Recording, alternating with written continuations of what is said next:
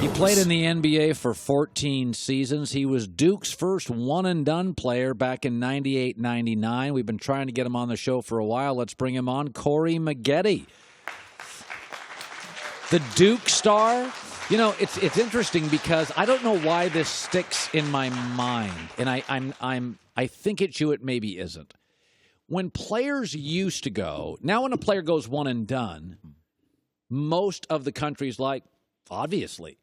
But in the time you left after a year, there was a sense of, hey, man, you're not loyal to the college. Did you get blowback? Yes. You were the player that got blowback. So, Colin, first of all, thanks for having me on the show.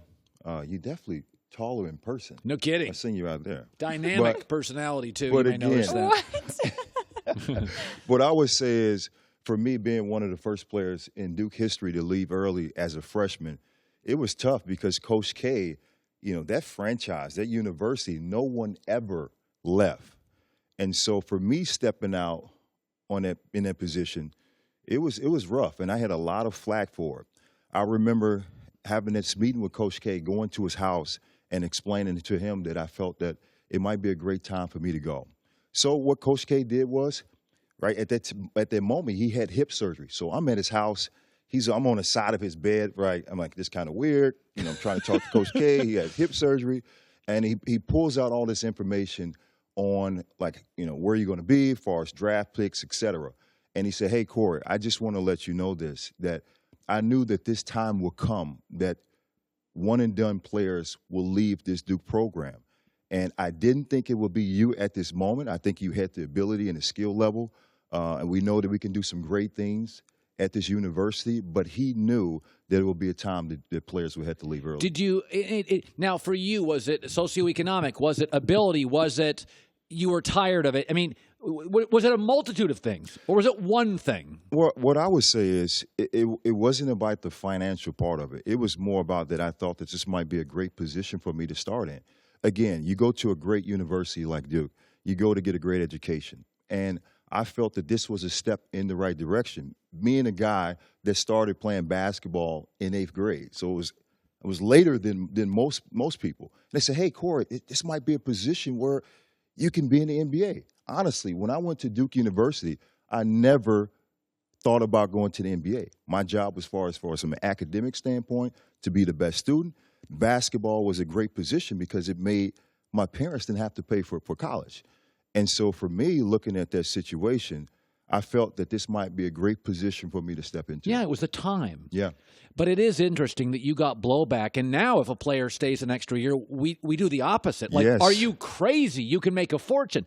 So I'm a big believer, Corey, that we overreact to everything in society. And I'm to blame and the media is to blame because commerce now, fear is commerce. The sky is falling. My ratings go up. Oh, my God. That one and done freak people out. But now we've seen it modified, where the last 6 teams that have played in the championship game are not one-and-done places. They're Gonzaga. They're Virginia was a number 1 team this year.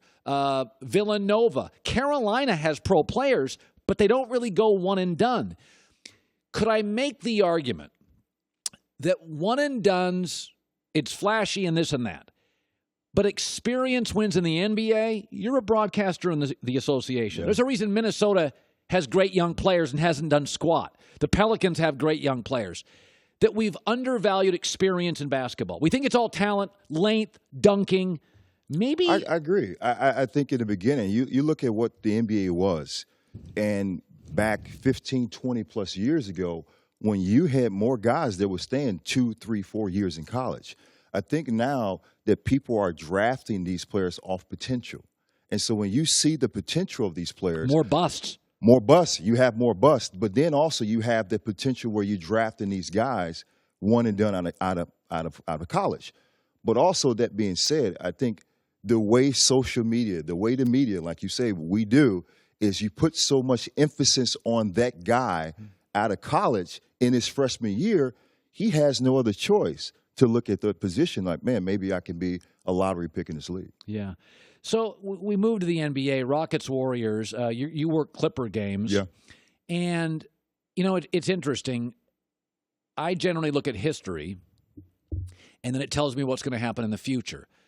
Harden wasn't great last year in the playoffs. Chris Paul, my favorite point guard, probably last 10 years in the league, has not been a dynamic playoff performer. Mike D'Antoni's system has been great. Phoenix, he elevates guard play. He elevates offense. I still don't buy the Houston thing. I still think Golden State's the best team. They have the second-best road record with 4 All-Stars being hurt. They're still the best three-point shooting team. When Curry's there, they have the best tempo. Like, I think there is a gap, Warriors-Rockets. Vegas came out today and said they're the same team. You've seen them both live. You've seen them at home. What do you make? Do you think there's a gap, Warriors-Houston? Well, it's definitely a gap from a defense standpoint. First of all, not only that the Warriors is a great offensive team with Kevin Durant, Klay Thompson, and Steph Curry, they're also one of the top defensive teams because of what Draymond Green produces on the floor. What Klay Thompson does from a defensive standpoint, guarding the best perimeter players in the league, always gives them an advantage. That being said, the Houston Rockets is a totally different team.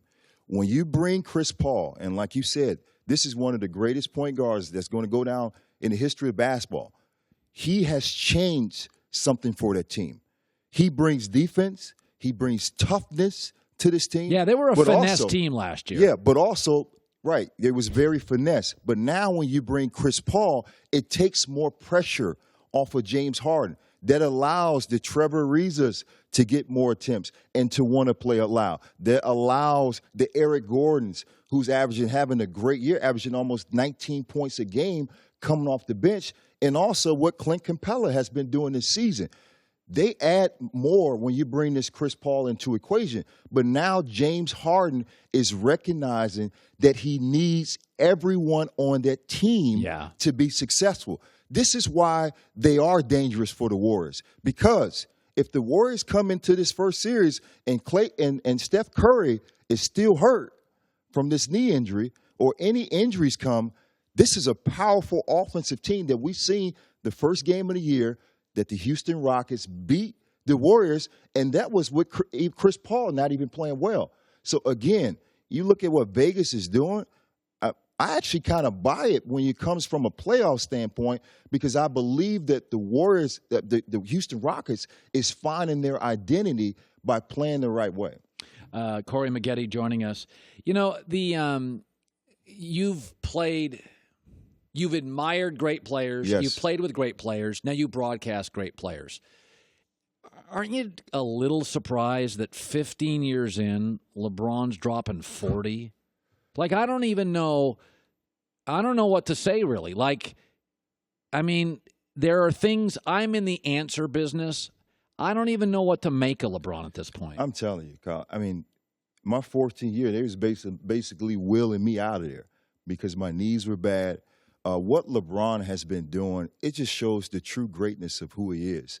And first of all, he does such a great job of taking care of his body. He does a great job that empowering his teammates on the floor to make them better, and people kind of take that for granted. Multiple years, LeBron James can be the MVP of this league. Multiple years, LeBron James could have been the playoff MVP and not even won.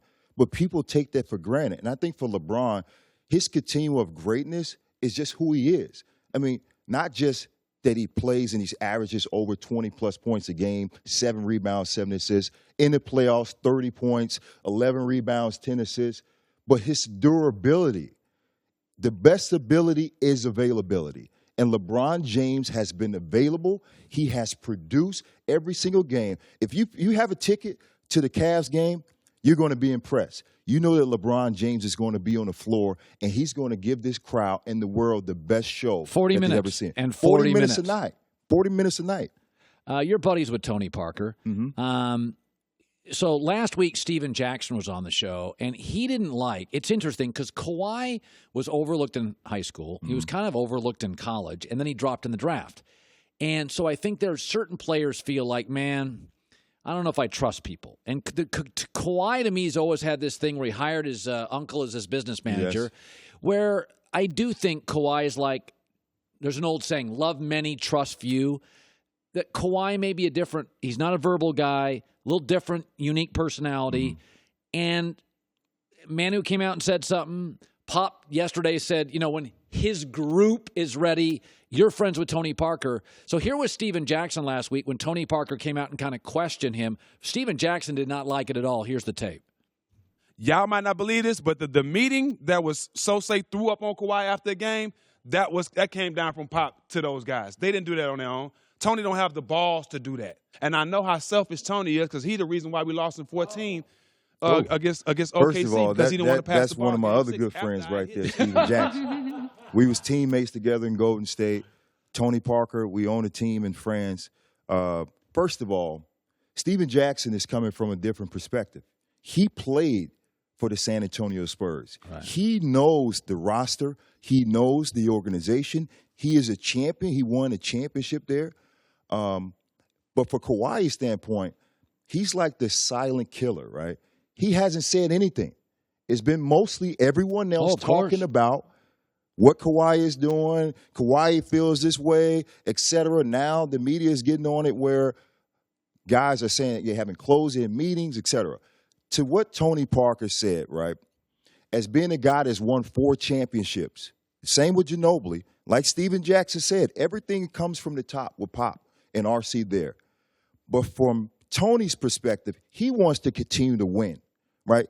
He's a winner. When you got 4 championships, you're a winner. And you want that other MVP of the finals player to be on the floor. But that being said, you don't know the magnitude of what Kawhi's injury. Even though I know, and I talked to Tony when he tore his quad. A lot of difference in that is, right? If you tear your quad, you know that you have to get surgery. You know you have to do the rehab process, and you move on to recovery. From Kawhi's standpoint, you're not having surgery. You have this lingering issue that you have to constantly deal with. And again, some people have a different pain tolerance. Now that's absolutely true. Totally different pain tolerance. None. So you don't know where Kawhi stands. Now, if it was me, would I have went to my player, to my teammate and said that? No, because you know what? That builds cancer around the locker room. That builds more even from a media standpoint. They're talking about. Yeah, I think San Antonio, for the first time in the last 15 years, you've never seen that. It doesn't feel right. It doesn't feel right. Everything that happens in San Antonio is in-house. Stays in San Antonio. Except but that's the way it's supposed to be. Because when you have teams, you want to keep the media out so you won't have this confusion, which now you have multiple guys talking about it. You have issues, and the media is blasting. And Kawhi could be offended. And he could be offended by it, right? Because he's not going to say anything. He's just going to sit back and relax and wait until the time comes when he has to speak. But again, from Tony's perspective, I know that he's a champion, and he wants to win, and he wants Kawhi on the floor. Remember that. He wants him on the floor. But also, too, is you have to keep that type of stuff in-house because you've done it so long with this organization. Thanks for watching. Subscribe here to get the latest from the show. Also, be sure to check out more of the best clips from The Herd or go watch a few segments from our other shows on FS1.